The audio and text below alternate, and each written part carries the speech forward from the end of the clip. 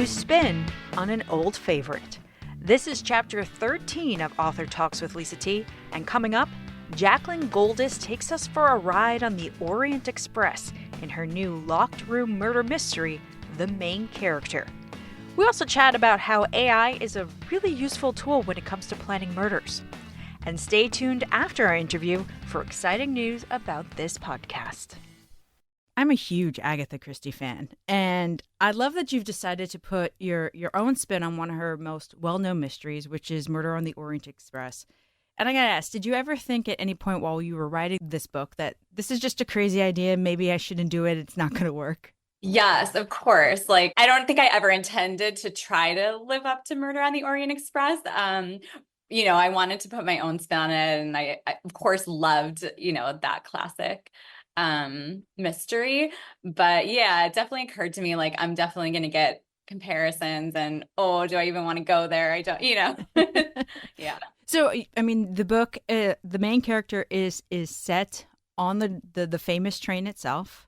Tell us a little bit more about your version. In my version, there is a woman named Ginevra X. She's a famous, reclusive, very mysterious best-selling author, and she has this very unique way of writing her books, which is that she hires a main character. So she hires someone, a real person whose lives she kind of minds, and she pays them a lot of money, and then she fictionalizes their story. And her latest main character is Rory, and Ginevra gifts Rory this extravagant trip on the Orient Express as a bonus gift. And Rory's super excited, but then she boards the train and she's shocked as one by one she sees people she knows. So her brother's on the train, her best friend and her ex-fiance, and basically they've all been invited by Ginevra and they're all hiding secrets. And so the train kind of rolls down the Mediterranean, down the Italian coast to Cinque Terre to Rome. And as it does, she realizes that she might just be in this real life kind of main character trip because there are secrets and lies and deceptions, and they all come out. And what is Ginevra hiding, and what are the people closest to her hiding? And she's afraid it's kind of going to end like one of Ginevra's books with a murder or two, and she has to figure it all out. And you do hint in the beginning to there may be something nefarious afoot. Yes. Yes, exactly. So this idea of spending months studying a real life person in order to mine details to create a fictional character, I know that borrowing from real life is something that writers do all the time, but this seems like a really unique conceit. Yeah, I think when I thought of it, I knew I'd hit on something because I'd never heard that, concept. And I was like, oh, that's so interesting, because I think we as writers, of course, have to mine our own experiences and, to create believable characters. And they always say that maybe your first novel is your most autobiographical. And I think that kind of tracks for me. Although my first novels were not published, but even my first one that was published, I think, it also tracks. And then I think as time goes on, little bits of me are in every character. But I kind of thought about this character who does not want to mine her past. It's like so traumatic and so, placed in a lockbox that she doesn't want to access it. So how is she going to get emotion out of her characters? Well, she's going to hire real people and take their traumas and use their, emotions. And so I thought that was really interesting to play with. It's like a really warped reality show in a way. Yeah, totally. Totally. And speaking of real life, though, you actually borrowed some of your father's story for Ginevra's background. I don't want to give anything really away, but can you talk a little bit about what that was like? Yeah, my dad is a Soviet immigrant. So he was born in Ukraine, then the Soviet Union, and he left. I want to more say escaped when he was 28 to the US. And he had a very traumatic, hard life. And there was a lot of persecution for being Jewish and a lot of anti-Semitism. And he was Jewish, and it affected him and his family. And, my grandmother escaped the Holocaust. And so there's a lot of that. Also, my great-grandparents were murdered in the Holocaust in Ukraine. And so there's a lot of that, like, family history and kind of the Jewish experience in the Soviet Union that I think I always knew I would write about it at some point in my fiction. And this felt like the right story to do it in. I actually didn't know from the beginning of the book that I was really going to go there. And then it kind of just worked with the plot, I felt. And yeah, it feels like my most personal book to date because of that.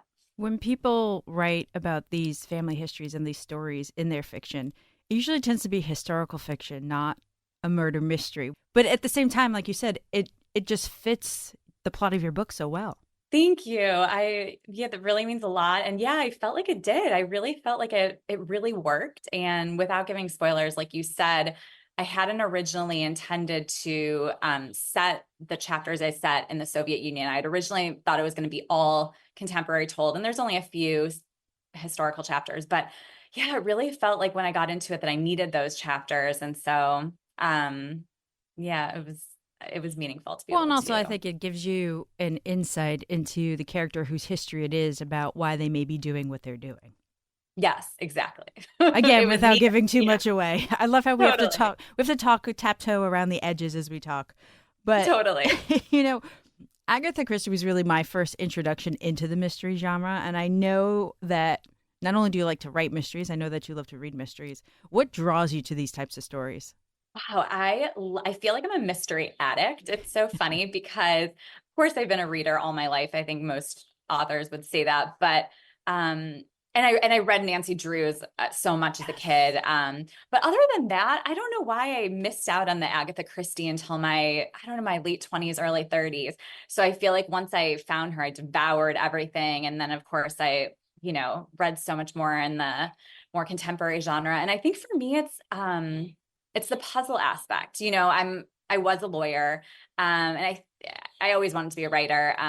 Law was never my dream or passion, but I think something that lent itself to law and that also lends itself to writing mysteries is like the logic part of it. And I remember logic games on the LSATs and thinking that that was really fun. And yeah, I think it's the puzzling out aspect where you're reading to figure out who did it along with the characters kind of, or at least the innocent ones. And but there's also romance and there's heart and there's conflict. I think there can be a little bit of a soapy aspect sometimes to a murder mystery, which I think is really fun. So yes, I'm an addict. And as an addict, I think you probably agree that some of the best stories are the ones where when you get to the solution, you realize that the author has sort of been dropping little breadcrumbs along the way, and that if you were really paying attention, you would have figured it out. And you did that exactly with this book, because when I got to the end, I'm like, wait a minute, and I'm going back. I'm like, she said that here. I should have realized that that's what was going on. Oh my gosh, that's music to an author's ears. That makes me so happy because I actually think that's one of the most difficult parts is like I want it all to be laid out there for the reader to solve, but also with every clue, I'm like, oh, are they gonna take it and just immediately know that that's what that means? And so I always want it to be subtle enough, but also still there. So at the beginning of the book, when when Ginevra is introducing herself to us, she talks about her writing style, and she talks about being a pantser versus a plotter. So that all being said, where do you fall? Yes, it was so fun to write that in particular. I always call myself a plotter, and I am, but I think there's a lot of pantsing within the plotting for me. Like I really do. I have to know the story enough, and I do a lot of because my books are set usually internationally. It's a lot of research, and especially there's like historical elements a lot. So I really do need to plan it out and know all the beats, but I don't plan it out scene by scene at all. So that's like really an uncovering as I'm writing. And there's always something surprising like about a book, and it's always different book to book. I just finished a book and I had planned it all out, and the ending is completely different than what I had planned.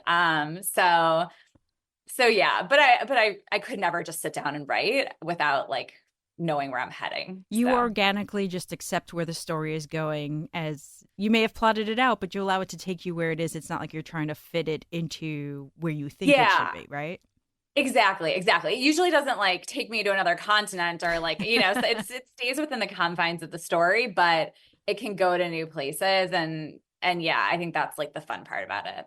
So I read in another interview that you did for this book that you're a big fan of armchair traveling while reading, and I know that you like to do that for your readers as well. Last time we spoke, we're set in a chateau in the French Alps. Then this one, you take us to some beautiful parts of Italy. You know, what draws you to these stories, and why do you want your readers to experience travel this way? Yeah. Well, I've loved travel my whole life. It feels like a part of me, and I live abroad. So I think for me, it's really fun to explore.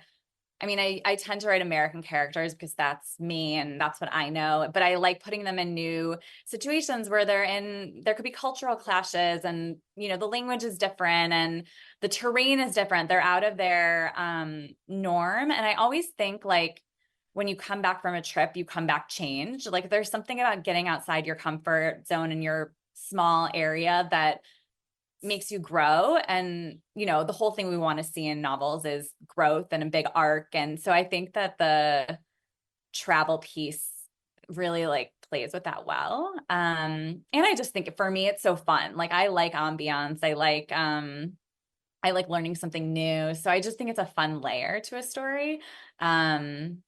Yeah. A lot of times, the setting is almost like a another character in your stories.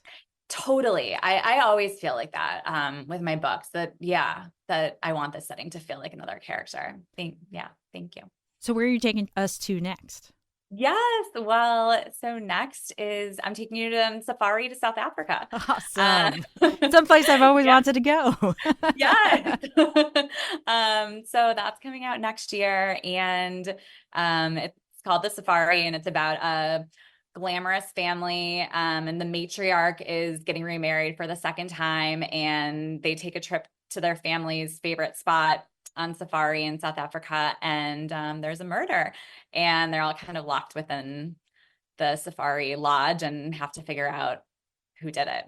Do you think locked room mysteries are more fun to write than maybe mysteries that have a whole host of different characters, outsiders that could have done it?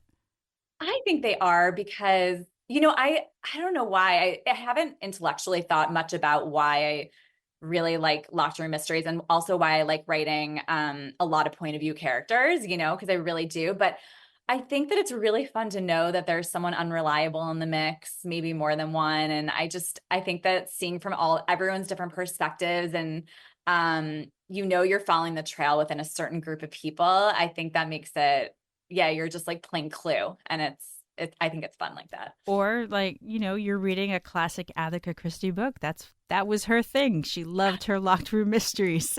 Totally. Also, I'm thinking Safari in South Africa, you can really come up with a couple of really cool ways to try to kill somebody. It was really fun, I have to say.